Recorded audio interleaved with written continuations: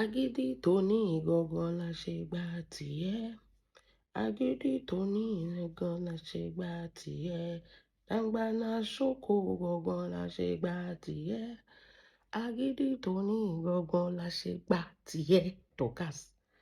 Ṣẹ̀rí, una go dey explain. Una go dey explain. Una go dey explain tire. Ẹ̀yin èèyàn má bínú pé ẹ rí mi lánàá. A lọ dóko ni o. Ìgbà tí Alhaji fi kan ra dó wa. Ọmọ. Ẹ wò. Ago mi sì kún àkúnwọ́ sílẹ̀. A lọ gbóko ni o. Ẹ̀yin tẹ́ ẹ lọ́kàn lé báwo lẹ ṣe ń ṣe náà. Because èmi ò fi yọ̀ yín o, mo fi ń gbórúkọ Ọlọ́run ọba ga ni because lánàá yẹn mi ò tiẹ̀ rántí pé mo ní YouTube account. Mo ní àbí kò fẹ́ yẹ YouTube mo níbi kíbi tó bá wà ní. Ẹ wò. Ó lágbára. Ọkọ mi gbomi báyìí bí aṣọ òfin ni. Ẹ wò.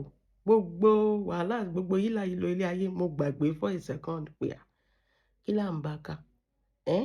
Can you still come? I am still coming. Bẹ́ẹ̀ ni. Torí ẹ̀ lẹ ṣe rí mi ẹ má bínú.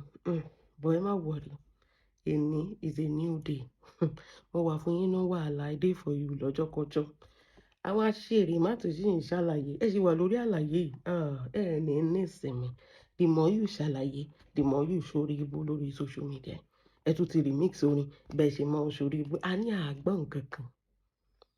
Kò sí nǹkan kan anybody tó lè sọ fún wa nípa Dorcas, especially you people, tá lè gbọ́ mọ́. Because number one thing, first thing first ni pé ẹ fẹ́ jẹ́ kọ́mọdé yìí admit sí nǹkan tí ò ṣe. Ẹ fẹ́ suppress ẹ̀. Ó dẹ̀ sọ pé I cannot be suppressed. I'm my own person. Ẹ̀ẹ́dẹ̀gbẹ́ kẹ̀kẹ́ yín lọ wọ́n ní wọn ò bá yín ṣeré mọ́. Gina Abayo force. You're saying something now. We are blinded by the donation that Dorcas is doing. Ẹ jọ̀ọ́, ẹ jẹ́ n sọ kíní kan fún yín. Kò séyàn tó bá ṣí kọ́bọ̀dù ẹ̀ báyìí tí ò ní bá skeleton inú kọ́bọ̀dù ẹ̀. Kò séyàn tó gbádùn lórí social media. Kò séyàn tó pé tán, kò séyàn tó mọ̀ tán, kò tiẹ̀ séyàn tó dá tán. We are blinded by the donation and the charity and the money. Ṣé kò tó torí? If it easy, make una run am. If it easy, make una run am. Mo ti ẹ̀ gbọ́ voice kan tí màmá yín wà nù ṣẹ́pìtàn la pé èmi wọn kàn bẹ̀rẹ̀ sí ní fáwọn èèyàn lówó ní 2022. Màmá ẹ kúrò jàre. Ṣé nǹkan tó ń bá yín sọ nìyẹn? Eléyìí tó ń ṣe lọ́wọ́lọ́wọ́ láàrin. Eléyìí tó ń ṣe lọ́wọ́lọ́wọ́ kì í ṣe pé nǹkan tó ti ṣẹlẹ̀ dáàmú. Eléyìí tó ń ṣe lọ́wọ́lọ́wọ́. Ṣé kò tó torí ká fi donation ká fi support ẹ̀? Ṣé kò tó torí bó ṣe ń mú àwọn èèyàn lọ́wọ́ sókè ká fi support ẹ̀? Èwo lẹ̀yin rí ṣe? Nǹkan tó bá sọ ẹ́ dà ló máa fi bú ẹ. Okay, torí donation ni bẹ́ẹ̀ ni la ṣe wà blinded bẹ́ẹ̀ ni ó tó torí. Bí mo ṣe wà mí gbọ́ nǹkan kan mú. In fact, deaf and dumb ni mi ti ẹ̀ rí nǹkan kan. Gbogbo ẹ̀ pátápátá I don't see anything. Ó tó torí. Because if it na easy, una mama go run now. Bẹ́ẹ̀ ni. Anyway, we are blinded. So yẹ ká mú Dorcas sí báyìí. Ká máa castigate, ká máa kún mọ́lẹ̀, ká máa dọlọ́rùn. Torí pé kí ni? Because you are fighting with her. Ẹ gbà mí kẹ́ ẹ̀yin èèyàn mi. Ẹ ṣe kí ni? Ẹ gbà mí kẹ́ lọ́wọ́ àwọn pípọ̀ yìí. Ṣé ẹ ti ṣe èrè wá bọ̀ ni? Ẹ̀yin lè ń ṣàlàyé ọmọ ìdí ẹ̀ tí ní ìsinmi. Now una dey explain. Now una dey. Mo ti ẹ̀ tó ẹlẹ́ tó ti ẹ̀fọ́ ní ìsinmi. Mọ̀mọ́ yín tún lọ gbéyàwó rẹ̀ mú wá gbégbé wá máa. Ẹ wo. You go dey explain enter your birthday ni. You go dey explain. You go dey explain enter your birthday. Tori, let me tell you one thing you don't understand. You think that we don't know what is going on. We literally understand what is going on.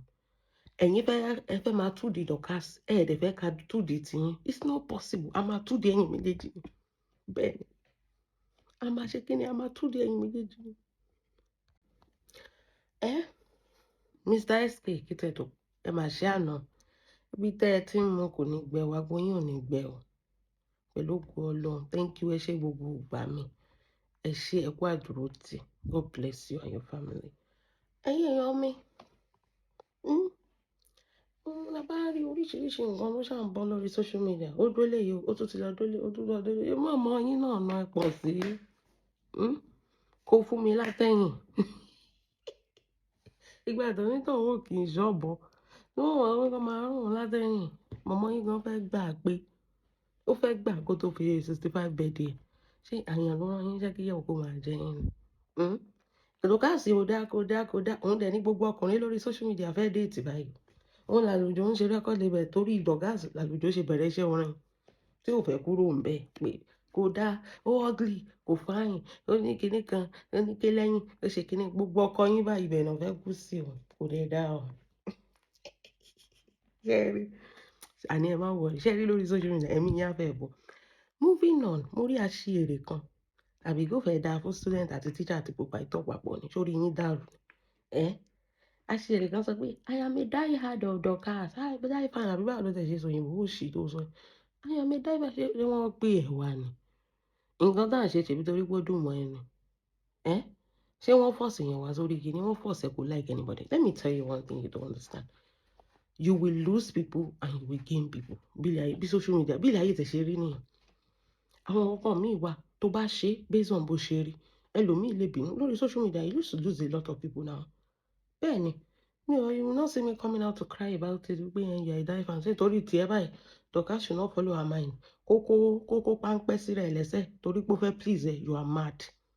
Ọ̀gá ẹ̀ gan is mad. Provider school yín gan is mad papọ̀. So kókó páńpẹ́ sí lẹ́sẹ̀ torí ẹ máa sọ̀rọ̀ bí àpọ̀dà. You are just one-sided. That is what you think. You people are very, very gullible, right? Because if you told Ame Bogom, I used to think she's intelligent, but listen, she's not intelligent. Because one thing you are claiming is that Dorcas Agidi Lunshi. Do you want her to admit to succumb to you people? That is when she did not do Agidi because I don't understand. You want to suppress somebody by making sure she's underneath you. So when she's not accepting, it will get to a point you'll be talking to your children, they will be replying you back. Bẹ́ẹ̀ni, they are their own person, not to talk of a whole adult. Ìyàwó ilé yín kan, ìyá àwọn ọmọ méjì. Let the force under you people. Torí pé kò gbà, kẹ́ torí ẹ̀ mọ́lẹ̀, kẹ́ fi ṣe footmat. All of a sudden, Olagidi, she's too bossy. She did not shake any con. Ó ní gbéraga. Gbogbo orúkọ lẹ kà fún ọmọbìnrin. Gbogbo orúkọ lẹ kà fún. Do you think we don't see that? Gbogbo nǹkan táwa ń rí nìyẹn. You think we are supporting the cause because of donation? For what? Ṣókówó sí mi lápò ni. Àbò fún mi donation. I don't understand. But we are seeing through you people. They first suppress someone lórí social media because you want to shine. You want to be the boss. Nǹkan tẹ́ ń try láti ṣe fún Dorcas, nǹkan tẹ́ fẹ́ ṣe kẹ́ fi lè jẹ́ boss lórí social media kí gbogbo èèyàn máa bẹ̀rù yín. That is it. That is what we see. You are not saying that we are supporting her. We are so ẹjọ́ ta ni ká support. Nǹkan kan tẹ́ ń bú Dorcas lórí gan ṣé kò tó torí Ọlọ́run. Kò tó torí support. Orí ọmọbìnrin tó ń gbé àwọn ọmọ ló. Ó raise Alábìkẹ́ sókè. Ẹ wo àwọn tálábìkẹ́ ti sáré kó mọ́ra lẹ́yìn ìgbà tó raise Alábìkẹ́ sókè. She's supporting somebody. They keep paying it forward, helping other people. And ẹ̀yin jókòó sí bí báyìí, ẹ̀yin ò ní nǹkan kan tẹ́ ẹ fẹ́ pa nínú ayé o, kò sí o. Ẹ ní benefit kankan lẹ́yìn ìgbà kó advert fún yín. Kẹ́dẹ̀ jí fídíò ní fídíò, kẹ́ fi máa make owó.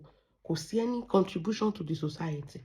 Dorcas máa ṣe foundation bẹ́yẹn, ó máa ṣe Christmas party, ó máa pín nǹkan fáwọn èèyàn, ó máa ṣe oríṣiríṣi help ọmọ school, sanwó school, empowerment, lifting women, lifting widows, lifting elders, gbogbo ẹ̀ pátápátá. Ó tún ṣe Ramadan. Kò dẹ̀ kí n ṣe Muslim. Ó tún ṣe Ramadan empowerment. Bọ́ ẹ̀yin ẹjẹ́ àmúwálẹ̀. Ẹjẹ́ àmúwálẹ̀ nation. Amẹ́bọ̀. Àmọ́ tí èèyàn kan tó ń pè lámùbọ̀ lẹ́nu ọjọ́ mẹ́ta. Ẹjẹ́ àmúwálẹ̀ nation. Ṣèbí nǹkan tẹ́yìn mọ̀ sí ni. Ó gbọ́dọ̀ wà lẹ́nu ọmọ yẹn lágídí. Ọmọ yẹn ṣe bẹ́ẹ̀ ni pọ̀ nìkan ni. Ṣé kò tiẹ̀ tó gan pẹ̀lú adúrú nǹkan tí Dorcas ti ṣe? Adúrú impact tó ti make. Visible ni ò kì í ṣe pé ó make ẹ̀ lẹ́yìn. Visible impact tó ń make nínú ayé àwọn èèyàn. Ṣé kò tó torí ká fẹ́ jà sórí ẹ̀? Ṣé kò tó torí? Ẹ̀yin ni ká wá follow. No now. Now we go suppose follow. Torí pé kí ni? Make it make sense. Make it make sense. We are not following her because of donation. We are following her because of who she is. Sọ pé Dorcas ò ní bad character. Èmi gan mo ní bad character. Kò sẹ́ obìnrin tí ò ní bad. Kò sọkùnrin, kò sẹ́yàn tó perfect ní ayé. But at least she's human. That's what makes her human. You people are not getting it because you cannot see past your evil plot. Evil plot in your evil agenda. òyìnbó agenda ẹja mú ọmọ ológo ilé ẹja fà wálẹ̀ àwọn èèyàn máa bẹ̀rù mi ẹjẹ mi lè ẹjẹ Fọlábíkẹ́ wálẹ̀ ẹjẹ mú ìyàwó ẹjẹ fà wálẹ̀ ẹjẹ mú Dorcas ẹjẹ fà wálẹ̀ ẹjẹ mú Gbébọ́dé ẹjẹ fà wálẹ̀. You cannot see past that. But they are all human beings. They will make mistake, of course. That is what makes them human. That is what we see. At least they are not hiding it. Somebody hide it, ṣe bẹ́yìn máa gbé jáde. But ẹ jẹ́ ká wo mistake ti yín, because you people will not see your mistake. That means you are hiding yours. You are hiding who you truly are. We will see Dorcas doing something good. We will see her mistake. Bẹ́ẹ̀ni, that means you people were, because ẹ̀yin ò ṣe nǹkan kan tó dáa o. Àrí good yín, àrí mistake yín, and you want us to follow you.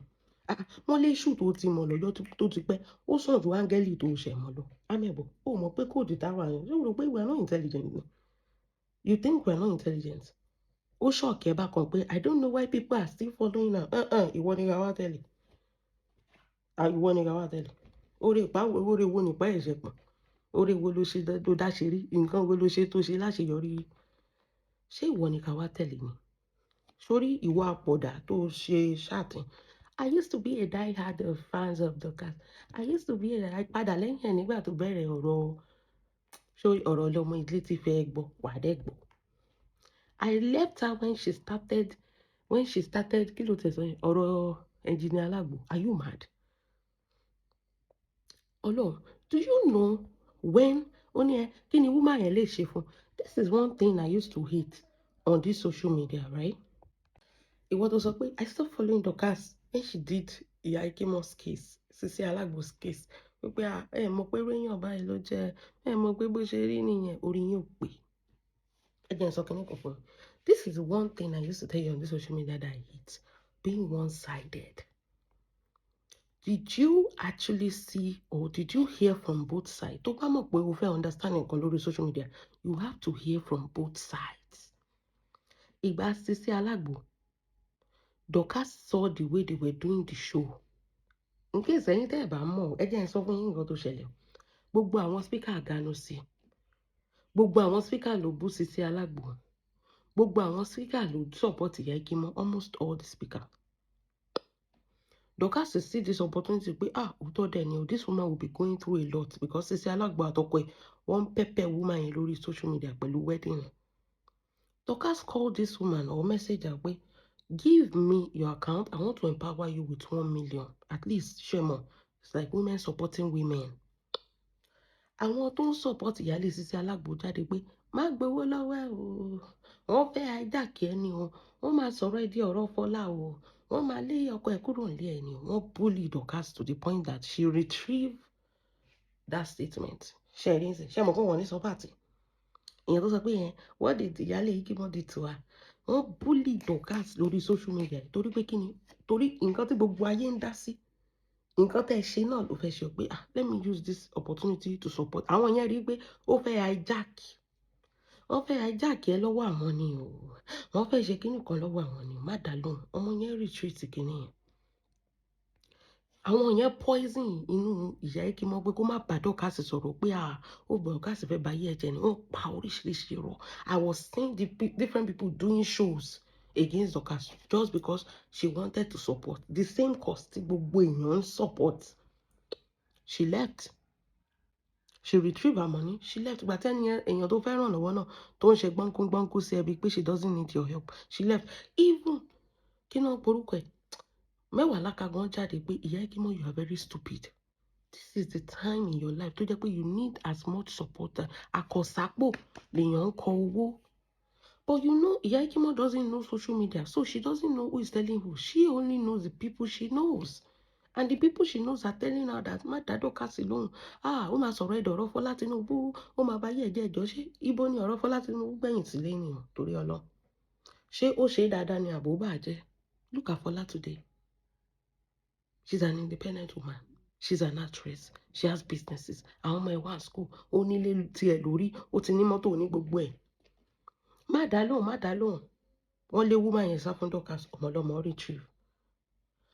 Ẹ bully ọmọ yẹn. She did not talk you. Ṣé àwọn kan wọ́n sọ pàtó pé àwọn bully Dorcas because I see people bullying Dorcas. I even talk. I will get there when I get there.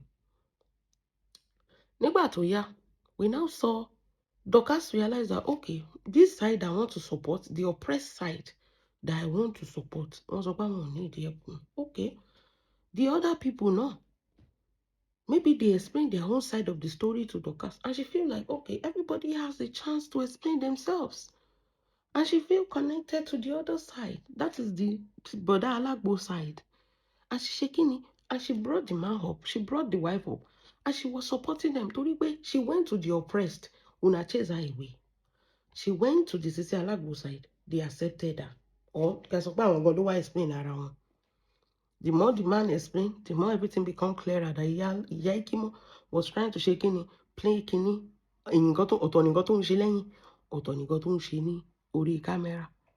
Then she was manipulating the whole public. Tó jẹ́ pé àwọn tó support Ìyá Ikimo, àwọn tó gbé kéèsì yẹn wá, wọ́n bára wọn jà kúrò ńbẹ̀ ni láì fún ní kọ́bọ̀. They ṣe Kini, they bára wọn jà kúrò ńbẹ̀ ni, wọ́n ti bá Ìyá Ikimo jà up to today. And Dorcas is supporting the Alagbo that she's supporting. Ìjọ́ tí Dorcas sọ ọ̀rọ̀ kan tó bí mi inú tí mo dẹ̀ ṣe ṣòfò pé why would you ever say that when she told Engineer Alagbo not to take care of his children? Nǹkan tó bí mi inú nìyẹn pé ìgbà tọ́rọ̀ yẹn ti wá di yam pepper scatter. Ṣé ti understand tó ti wá jẹ́ between this team, I'm supporting this, tó ti wá bẹ̀rẹ̀ sí ń kọlu ra wọn. I think that's when Dorcas make that statement. I come out for her. Where as a mother, why would you say that? Torí pé èèyàn kan báyàwó ẹ̀jà kó má tọ́jú àwọn ọmọ tó bí sílẹ̀. Kò make any sense now. I thought. But àwọn tó support Ìyá Ikimo dálé ni. Gbogbo wọn ló ti fò lọ, àwọn ló ti kọ́kọ́ wá padà wá bù. Tán dẹ̀ kọ̀ sílẹ̀. Bẹ́ẹ̀ ni. Tó jẹ́ pé òun nìkan ló pick ara ẹ̀ up. Tó dẹ̀ rẹ̀ sẹ́, adúpẹ́ lọ́wọ́ náà. She's still doing very well today. Ṣé rí nǹkan tó dùn mí ní gbogbo matter yìí pé èmi máa ń post Ìyá Ikimo. Bẹ́ẹ̀ ni. Not even a single like, àbí thank you ni mo rí bẹ́ẹ̀. Èmi dẹ̀ stop pé wo my dear. Jẹ́ ń gbé oore mi lọ sígbò mi. Sharing your business, sharing your kini kan. Advert no be free. They pay for advert ni. And not even a thank you or a shemo. She doesn't acknowledge, not even me alone. I've noticed that almost everybody that share her business or do a lot of things for her, she barely even acknowledge them on social media space. That is it. She barely acknowledge them. Immediately, nǹkan tó ń sọ ń pa ẹ̀ gan, òótọ́ ni. O máa ń ṣe bíi pé you are better than everybody or something. Èmi rọra kó gbá mi mú sún sẹ́yìn. Gbogbo àtàn dẹ́ ṣe gbogbo ọ̀rọ̀ ń bó ṣe wù wọ́n, oníkálukú dẹ̀ lọ. So what did Dorcas do that is bad? Ó dẹ̀ ń bá wọn polówó àwọn tó súnmọ́ lénìí, ó sì ń bá wọn polówó. Stargate àti Dorcas kan tó jà, wọ́n ti settle ẹ̀ ń sìn. Ìyá Ikimo náà ní lọ́wọ́, ká má parọ́. Bẹ́ẹ̀ ni. Ìyá Ikimo náà ṣe kíni, ó ní lọ́wọ́, ká má parọ́. So at the end of the day, gbogbo yín tẹ́ jáde bí pé kíni, they bully Dorcas lórí ọ̀rọ̀ yìí náà. Lórí ọ̀rọ̀ Ìyá Ikimo, they bully Dorcas, yes. Ọ̀rọ̀ yìí ò tí ì pẹ́ ṣe bí December tó kọjá yìí. Pé ìgbà tó fẹ́ fún lówó, she want to help her. Kò sí nǹkan náà sọ fún. Wọ́n ló fẹ́ pa ẹ́ ní o, wọ́n tọ́. Kò sí nǹkan tó ṣe fún Dorcas. So kí lẹ wá ń sọ pé ó ṣe fún Ìyá Ikimo? Kí lẹ wá ń sọ pé ó ṣe fún Ìyá Ikimo? Kò ṣe nǹkan kan fún náà. Oore ló fẹ́ ṣe ọmọbìnrin yẹn. Tí gbogbo ayé kóòtì pé kọ́mọbìnrin yẹn má dáhùn. Wípé ó fẹ́ hijack ẹni, kò ní sí nǹkan kan. Àwọn tó kóòtì ń jọ́ kìíní àná dábàá yìí. Àwọn kọ́ ló jálẹ̀ ni. Tọ́n lè jẹ́ kọ́mọbìnrin yẹn rúru ìgbà. Ọlọ́run ló mọ ibi tí Ìyá Ikimo bá ti wà lẹ́ni tó bá jẹ́ pé ó gborí ọ̀dọ̀ Dorcas. Dorcas dẹ̀ jẹ́ nǹkan tó jẹ́ pé before you know, ó máa multiply. Ẹ wo Sisi Alagbo tó ti already make ẹ̀ ńlẹ̀ ayé.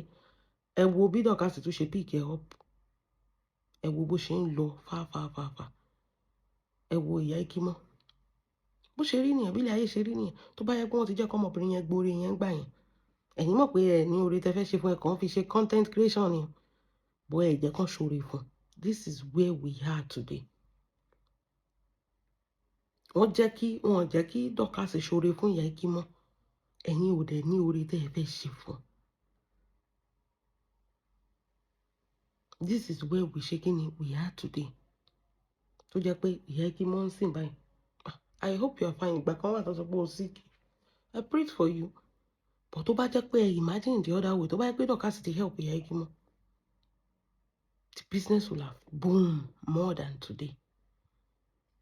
No, we thank God for life. So gbogbo irọ́ tẹ wá ń pa ni, ìyẹn ni òye mi. Gbogbo kíni, gbogbo irọ́ tẹ wá ń pa yẹn ẹ tún sọ̀rọ̀ Àgbàlá Gabriel ẹ jọ̀ọ́ ọ̀lẹ ṣé ẹ kàn máa ń sọ̀rọ̀ ni ẹ kì í lo ọpọlọ yín ni ìgbà t'Àgbàlá Gabriel she made it known that ọ̀rọ̀ yẹn gan ti ń jà ràn lórí social media kó tó dá sí kí ló dé jẹ́ wípé response Dorkas ló máa ń bí gbogbo ayé nínú náà ọ̀rọ̀ Àgbàlá ti ń jà ràn lórí social media for some days tó ní tí speaker oríṣiríṣi ní sọ̀rọ̀ kó tẹ̀ tó dá sí tó bá ti dá sí báyìí ni wàhálà dé báyìí ó ní I'm not going to say ìgbà tí Kejì jáde tó wá sọ̀rọ̀ pé nǹkan tí Àgbàlá Gabriel ṣe fún òun ó ní I'm not going to say this and this ó ní but one thing is one thing ó ní òun ti wá situation tó jẹ́ pé àwọn èèyàn ti parọ́ mọ́ òun rí ó ní I want Àgbàlá to come out and say his own side of the story which is the for somebody that has gone through something like that before she knows that there's always two sides to every story pé before I interfere ẹ jọ ṣé yẹn bad ìgbà t'Àgbàlá dé máa jáde tí Àgbàlá dé máa sọ̀rọ̀ báyìí Dorkas tún jáde ó tún tẹ̀ sí pé nǹkan tẹ́ ẹ ṣe yẹn kò dáa ó tún tẹ̀ sí lójú kí lẹ̀ tún fẹ́ gangan náà because ẹ̀yin gbogbo lẹ̀ ń manipulate social media àbí kàn pa gbogbo yín ni ẹni nǹkan tó ṣe lọ́gbà are you telling us that you did not see the video where Dorkas bullshit Àgbàlá Gabriel are you telling us you did not see the video after she made the video that she's not going to insult the man until the man come out to say his own side of the story. And after the man came out to say his own side of the story, she came out to bullshit the man. Pé nǹkan tẹ́ ṣe ò dáa. Kí lẹ tún fẹ́ kọ́mọdé ìṣe torí kò yé mi. Kí ló dé tó pọ̀ ọ̀rọ̀ tí ẹ̀lẹ́ máa ń dìmọ̀ ni? You always want her to dance to your tune. Àwọn èèyàn kọ́kọ́ wà lẹ́yìn tó jẹ́ pé they don't side Àgbàlá Gabriel. They hate him. Àwọn kan dẹ̀ wà tó jẹ́ pé they will use their life to defend him. Bí ilé ayé ṣe wà ní just because you hate somebody doesn't mean that the whole world is going to hate the person. Just because somebody did something bad to you doesn't mean the whole world is going to hate the person on your behalf. Àgbàlá ní àwọn tiẹ̀ náà that they are loyal to him dọ́jọ́ kú. Why do you always want to force your own narrative on somebody? Ibi tí Alábìkẹ́ yẹn náà ṣebí the same thing náà ni you don't want Dorkas to help Alábìkẹ́ torí pé ẹ fẹ́ yẹ kó kọ́kọ́ jẹ́ ìyá náà. Mo bẹ̀ yẹn náà mo ti ń rí loop yẹn mo ti ń rí wò yẹn pé there is a crack in this wall. Ìgbà tí ìyá Ikímọ́ náà ṣe ní ayé àmẹ̀bọ̀ ṣe ṣó fún Dorkas. People in Dorkas are not supposed to say that she's an adult. She can decide to support. She can decide not to support. So it's not up to you for you to be deciding that Dorkas nǹkan tó gbọ́dọ̀ ṣe lélẹ̀ nǹkan tó gbọ́dọ̀ doesn't make sense. Is she deciding for you people? Ṣé èèyàn máa mẹ̀bọ̀ ṣe ẹ̀bù Dorkas ni nígbà tó wọn àti ìyẹ̀wé kọ́kọ́ bẹ̀rẹ̀ sí ní issue wo ni Amẹ̀bọ̀ ní pẹ̀lú Dorkas? None. Amẹ̀bọ̀ inherited different enemy because he want to fight with Dorkas ni kì í ṣe pé Amẹ̀bọ̀ àti Dorkas ní issue.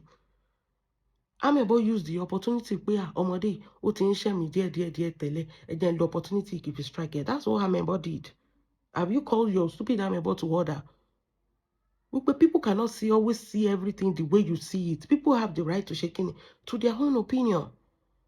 She has her own platform. You can disagree. It's fine. But you are attacking her based on her own opinion. Does it make sense? If you are a die-hard fan, if you're a die-hard fan, you will not leave Dorkas. Lori page means I can say some things that people will hate, and I will say some things that people will like. We agree to disagree. We agree to disagree. Torí pé mo ṣe nǹkan tí o like doesn't mean that I'm not a bad person. You cannot be with me. Ibi tó ń sá lọ gan, do you know what you're going to use your hair to hear there? Ibi tó ń sá lọ, ṣé o mọ nǹkan tó máa fi tí ẹ gbọ́? Some things the way we see it, it's not the way it is. Some things bó bá ṣe rí kọ́ lèmi ṣe rí. Nígbà tó rọ mọ̀mọ́ kọ́kọ́ bẹ̀rẹ̀ pẹ̀lú Dorkas, mo wà níbí báyìí tí mo ń bẹ̀bẹ̀ ní pé ẹjọ́ màmá ẹ má bínú ọmọ yín ni tí mo ń bọ́ àwọn donation. Mr. Makinwa, God bless that man. He was here telling me that ṣé nǹkan tí màmá ṣe yìí dáa mo dẹ̀ wá ń bí mo dẹ̀ ń bẹ̀bẹ̀ mo tún bẹ̀ Mr. Makinwa pé ẹjọ́ ẹ má bù màmá. Wípé nǹkan kí get out kíní kan màmá ò ṣe nǹkan tó dáa náà kí ni ọmọ yẹn ṣe fún màmá. We were here begging. Mọ́mí gbé bọ́dì tán búlé ni she was begging. Dorkas fún ara ẹ̀ was begging. Ṣé Ọlọ́run ni yín ni? Mọ́mọ́ you go dey explain enter your bed ni. You go dey explain nǹkan tó bá wù ẹ́ kó gbé Jésù wá kó kó àwọn disciples sí àgbọ̀ panyá. Ṣó yí ẹ èèyàn tó bá wù ẹ́ kó gbé wá. Dorkas ò fáìn kò fáìn gbogbo ọkọ yín dẹ̀ ló fẹ́ fẹ́.